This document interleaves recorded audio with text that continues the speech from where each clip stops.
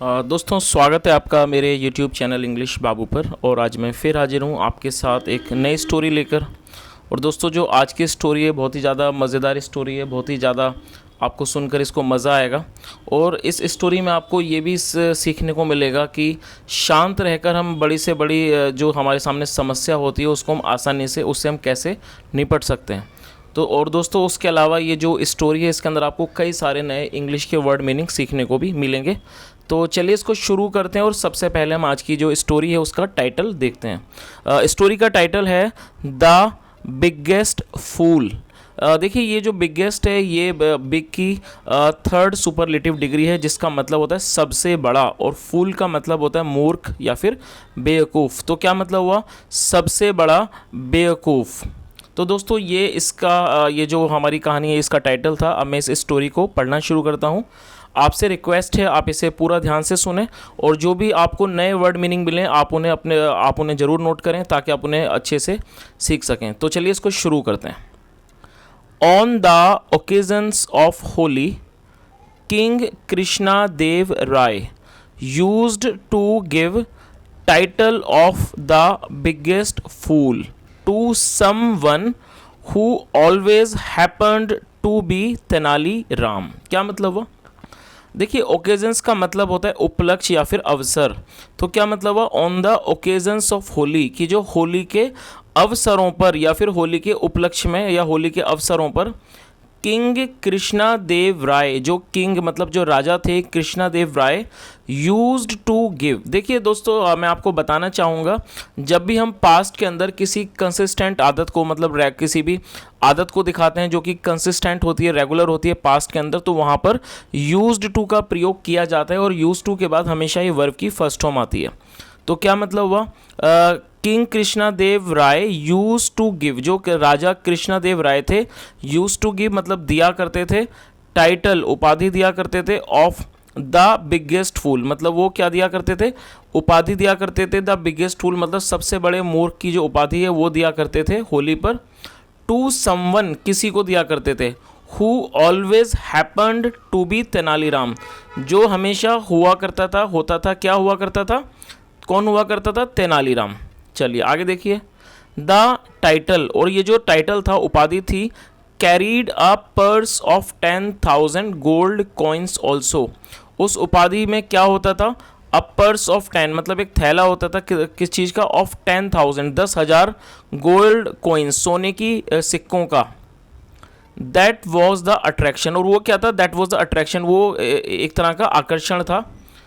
वो जो 10,000 रुपये का इनाम था, जो 10,000 सोने के सिक्कों का, वो एक तरह का क्या था? दैट वॉज द अट्रैक्शन, वो एक आकर्षण था। चलिए आगे देखिए। ऑन दिस होली, इस होली पर courtiers conspired to deprive Tenaliram of the grand purse. क्या मतलब हुआ? ऑन दिस होली मतलब इस होली पर कॉर्टियर्स, देखिए कॉर्टियर्स का मतलब होता है दरबारी, जो दरबारी थे, कंस्पायर्ड, उन्होंने, कंस्पायर का मतलब होता है षड्यंत्र रचना, साजिश करना, उन्होंने साजिश की। टू डिप्रीव, डिप्रीव करने का मतलब है किसी को वंचित करना, वंचित करने की। टू डिप्रीव तेनालीराम, तेनालीराम को वंचित करने की कोशिश की। किससे? ऑफ द ग्रैंड पर्स, उस जो ग्रैंड मतलब वो जो एक बड़ा जो पर्स था मतलब कि पैसों सिक्कों का, उससे उसको दूर करने की, वंचित करने की उन्होंने क्या क्या साजिश की। दे बॉट, देखिए ये बाई की सेकंड फॉर्म में से बॉट पढ़ते हैं, इसका मतलब होता है खरीदना। और दोस्तों मैं आपको बताना चाहूँगा कि जब हम ऐसी कोई भी स्टोरीज होती हैं वो पास्ट इंडेफिनिट में बताई जाती हैं जहाँ पर सेकंड फॉर्म का प्रयोग किया जाता है। पास्ट इंडेफिनिट के अंदर अफर्मेटिव वाक्य होने पे हमेशा ही सेकंड फॉर्म का प्रयोग किया जाता है। तो क्या मतलब हुआ? They bought a domestic servant of Tenaliram household. तो क्या करा? दे बॉट, उन्होंने खरीद लिया, अ डोमेस्टिक सर्वेंट एक घरेलू नौकर को, कहाँ के? Of Tenaliram house hold, Tenaliram के घर के, मतलब जो तेनालीराम के जो घर का एक घर का जो घरेलू नौकर था उसे उन्होंने खरीद लिया। For a sum of bribe मतलब एक रिश्वत के पैसों से। He was supposed to give toxic शरबत टू तेनालीराम, उसे क्या करना था? देना था। क्या देना था? टॉक्सिक शरबत, टॉक्सिक का मतलब होता है जहरीला, विषैला। शरबत देना था, किसे देना था? टू तेनालीराम, तेनालीराम को। To make him sleep all day, उसे पूरे दिन सुलाने के लिए। All day long and miss, और ताकि वो मिस कर दे, उससे छूट जाए द होली सेरेमनी, होली का जो समारोह था उससे छुड़वाने के लिए, उससे मिस करवाने के लिए। चलिए आगे देखिए। The servant did his job, जो सर्वेंट था, नौकर था, उसने अपना काम किया। ये डू की सेकंड फॉर्म है डिड, इसका मतलब होता है किया। The servant did his job, और जॉब का मतलब काम, नौकर ने अपना काम किया। बट लेकिन Tenaliram managed to get up out of stupor and set out for the palace. क्या मतलब हुआ? लेकिन जो तेनालीराम था वो कामयाब हो गया, मैनेज मतलब कामयाब हो जाना, कामयाब हो गया टू गेट अप, उठने में, आउट ऑफ स्टूपर। देखिए स्टूपर का मतलब होता है अवचेतन होना, मतलब कि जब व्यक्ति को कोई नशा वगैरह हो रहा हो, उसको बेहोशी हो रही हो, तो उस हालत को स्टूपर कहा जाता है। तो आप इस वर्ड को नोट कर सकते हैं। तो वो क्या था, उठा किससे? आउट ऑफ स्टूपर, मतलब उस बेहोशी से। And set out for the palace, और पैलेस के लिए मतलब कि महल के लिए निकल गया। चलिए आगे देखिए। As soon as king Krishna देव राय सॉ हिम। देखिए एज सून एज का मतलब होता है जैसे ही, जैसे ही किंग कृष्णा देव राय, राजा जो थे कृष्णा देव राय, सॉ हिम, ये दोस्तों सी की सॉ सेकंड फॉर्म है सॉ, इसका मतलब होता है देखना। सॉ हिम, जैसे ही राजा कृष्णा देव राय ने उसे देखा, he gave Tenaliram a blast, ये गिव की सेकंड फॉर्म में गेव, दिया। He gave Tenaliram a blast, उन्होंने तेनालीराम को एक झटका दिया। What nonsense it is, what nonsense का मतलब होता है बकवास। वॉट नॉनसेंस इट इज़, ये क्या बकवास है। यू केम लेट, तुम देरी से आए हो। ऑन दिस डे, इस दिन। द बिगेस्ट फूल, सबसे बड़े मूर्ख, राजा ने तेनालीराम को कहा। आगे देखिए। किंग्स फ्यूरी, देखिए दोस्तों एपेस्ट्रोफी ऐसे इसका मतलब होता है कि जब भी हम किसी व्यक्ति के साथ कुछ जोड़ना चाहते हैं तो एपेस्ट्रोफी का प्रयोग किया जाता है। इसका मतलब होता है का के की, एपेस्ट्रोफी इसका मतलब का के की होता है। तो क्या मतलब हुआ?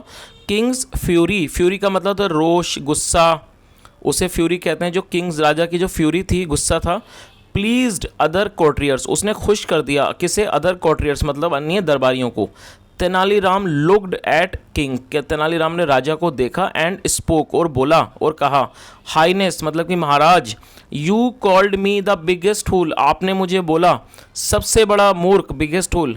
You acted like one, king remarked, जो यू एक्टेड लाइक वन मतलब तुमने ऐसा किया है, एक्ट किया मतलब ऐसा किया है, लाइक वन तुमने एक मूर्ख की तरह काम किया है। किंग रिमार्क्ड मतलब राजा ने टिप्पणी की। चलिए आगे देखिए, आगे क्या जवाब दिया तेनालीराम ने। तेनालीराम स्ट्रेस, स्ट्रेस का मतलब होता है किसी बात पर जोर देना। तेनालीराम स्ट्रेस, तेनालीराम ने जोर दिया। I did not come to Holi celebration in time. I did not come to Holi celebration मतलब मैं नहीं आया होली सेलिब्रेशन, होली के सेलिब्रेशन में, होली के मनाने में, इन टाइम समय पर। Does that make me the biggest fool, क्या ये मुझे बनाता है सबसे बड़ा मूर्ख। किंग सैड शार्पली, किंग ने मतलब एकदम शार्पली, तेजी से कहा। एग्जैक्टली, एग्जैक्टली मतलब हाँ। दिस वॉज द ओकेजन, ये उपलक्ष्य था, या कह सकते हैं ये अवसर था। When you should have come on time, जब तुम्हें समय पर आना चाहिए था। दोस्तों ये देखिए, आप यहाँ पर मैं आपको एक बात बताना चाहूँगा, जब भी किसी वाक्य में चाहिए था आता है तो हमें शुड हैव के साथ वर्ब की थर्ड फॉर्म लगानी होती है। तो ये थर्ड फॉर्म है। तो क्या मतलब हुआ? दिस वॉज द ओकेजन, ये अवसर था। When you should have come on time, जब आपको समय पर आना चाहिए था। You are arriving at the fag end, देखिए फैग एंड का मतलब होता है बिल्कुल अंत, उसे फैग एंड कहा जाता है, जो कि एडजेक्टिव है, या कह सकते हैं बचा हुआ, उसे फैग एंड कहते हैं। तो क्या मतलब हुआ?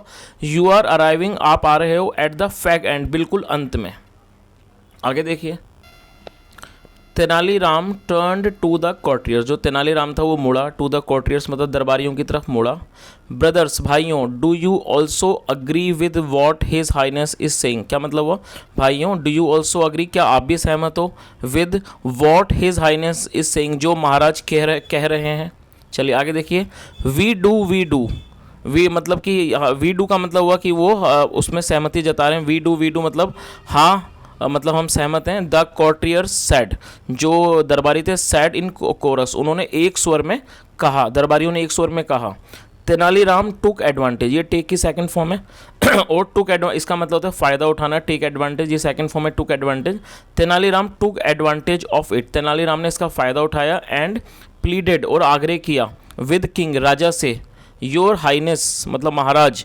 You and all the courtiers agree, जो आप और जो सारे जो दरबारी हैं वो अग्री हैं, सहमत हैं। दैट की आई एम द बिगेस्ट फूल, कि मैं सबसे बड़ा मूर्ख हूँ।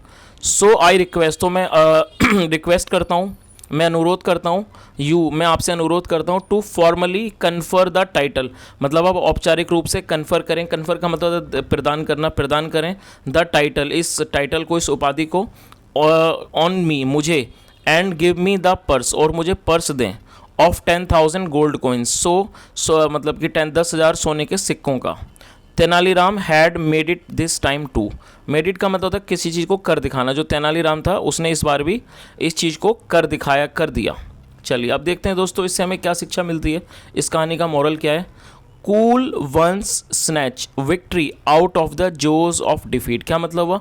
कूल का मतलब होता है कोई शांत, शांत जो होता है वो क्या करता है, स्नैच छीन लेता है, विक्ट्री जीत को, out of the jaws of the defeat, मतलब जो डिफीट होती है, हार होती है, उसके मुंह से, उसके जबड़े से क्या करता है, जीत को, मतलब जो जीत होती है, विजय होती है, उसको छीन लेता है, निकाल लेता है।